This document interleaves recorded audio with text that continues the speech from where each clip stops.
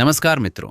सनातन धर्म में स्वर्ग और नरक की कल्पना केवल हमें डराने के लिए नहीं बल्कि जीवन का सही मार्ग दिखाने के लिए की गई है। अक्सर हमें लगता है कि जो दिन रात मंदिर में बैठता है या केवल माला जपता है वही स्वर्ग का असली हकदार है। लेकिन क्या वास्तव में ऐसा है? आज हम आपको सुनाएंगे भगवान विष्णु की वह दिव्य कथा जिसमें उन्होंने स्वयं स्पष्ट किया कि वैकुंठ के द्वार किसके लिए खुलते हैं और किसके लिए सदैव के लिए बंद हो जाते हैं। प्राचीन काल की बात है। एक समृद्ध नगर में विद्याधर नाम के एक पंडित रहते थे। वे शास्त्रों के प्रकांड ज्ञाता थे। उनका पूरा दिन मंत्रोच्चार, अनुष्ठान और चंदन का तिलक लगाने में बीतता था। पूरे नगर में उनका बड़ा सम्मान था। लोग उन्हें साक्षात धर्म का अवतार मानते थे। लेकिन इस सम्मान ने विद्याधर के मन में एक सूक्ष्म अहंकार भर दिया था। उन्हें लगने लगा था कि उनसे बड़ा कोई भक्त इस पृथ्वी पर है ही नहीं। उसी नगर की सीमा के पास घने जंगल में एक डाकू रहता था जिसका नाम था भील। भील ने अपने जीवन में पेट भरने के लिए कई अपराध किए थे और राहगीरों को लूटा था। किंतु जैसे जैसे उम्र बढ़ी उसके मन में पश्चाताप की अग्नि जलने लगी। वो हर रात सो नहीं पाता था। उसे हमेशा यही ग्लानि रहती थी कि उसने कितना पापी जीवन जिया है। वो अक्सर आकाश की ओर देखकर कहता, हे प्रभु, क्या मुझ जैसे पापी को कभी क्षमा मिलेगी? एक समय ऐसा आया जब उस नगर में भीषण अकाल और महामारी फैल गई। लोग दाने दाने को तरसने लगे और बीमारी से दम तोड़ने लगे। पंडित विद्याधर ने जब ये देखा तो उन्होंने डर के मारे अपने मंदिर के द्वार भीतर से बंद कर लिए।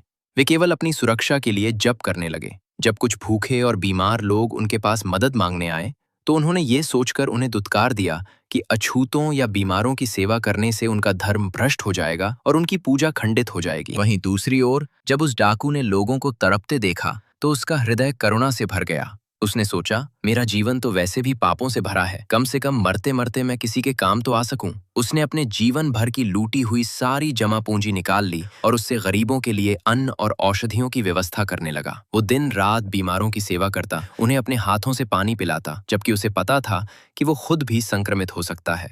नियति का खेल देखिए। एक ही दिन उस पंडित और डाकू दोनों की मृत्यु हो गई। यमदूत दोनों की आत्माओं को लेकर यमराज के सम्मुख पहुंचे। पंडित विद्याधर बड़े गर्व से तनकर खड़े थे। उन्हें पूरा विश्वास था कि यमराज उनके सामने सिर झुकाएंगे और स्वर्ग के अप्सराएं उन पर पुष्प वर्षा करेंगी। तभी चित्रगुप्त ने दोनों के कर्मों का लेखा जोखा पढ़ा।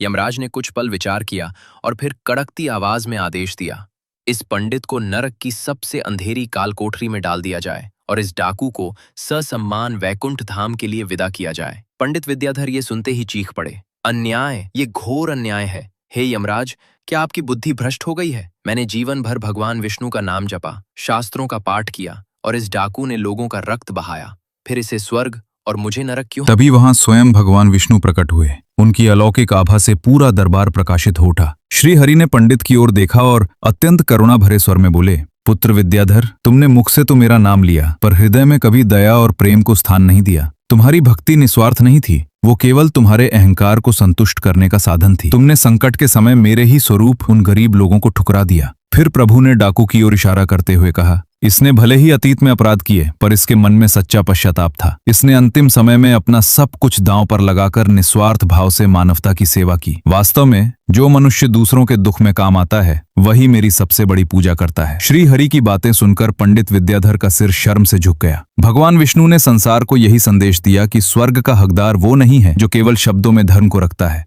बल्कि वो है जिसकी नीयत साफ है और जिसके कर्मों में करुणा है। याद रखिए, अहंकार ही नरक का द्वार है और निस्वार्थ सेवा ही स्वर्ग की पहली सीढ़ी है। तो मित्रों, ये कथा हमें सिखाती है कि हम दिखावे की पूजा से ऊपर उठकर अपनी नीयत को शुद्ध करें। ईश्वर मंदिर की दीवारों में नहीं बल्कि पीड़ित की सेवा में मिलते हैं। आशा है कि आपको भगवान विष्णु की ये शिक्षाप्रद कथा पसंद आई होगी। अगर ये वीडियो आपके हृदय को छू गया हो तो इसे अपने मित्रों और परिवार के साथ साझा करें। कमेंट में जय श्री हरि लिखना न भूलें और हमारे चैनल को सब्सक्राइब करें ताकि ऐसी ही प्रेरणादायक कहानियां आप तक पहुंचती रहे।